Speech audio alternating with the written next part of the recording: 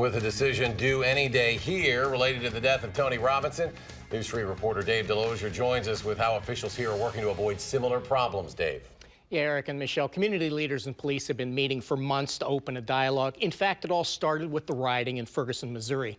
The shooting of Tony Robinson by Madison police officer gave increased importance to those meetings.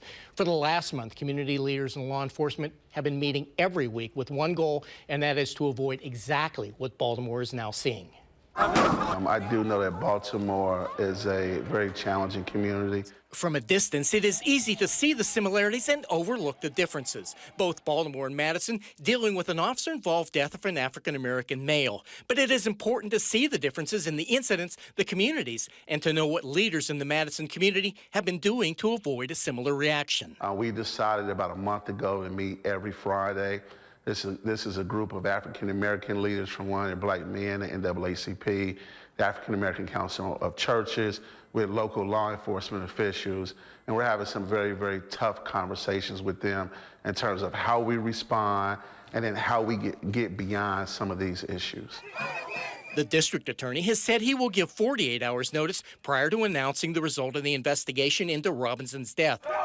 That will give community leaders time to send out a plea for peaceful demonstrations, but it could also open the opportunity for problems. The other part of that two-edged sword, however, will be, will this be an opportunity then for those who are not indigenous to Madison, who come to us from other places or markets with intentions other than civility and respect and dissent, and who have mischief and mayhem as another ulterior motive? That unknown commodity I can't completely plan for, and it gets me a little bit concerned. Now, Chief Koval says his officers, as they have in the past, will facilitate peaceful protests, but he made it very clear that lawlessness will have no place and will be dealt with.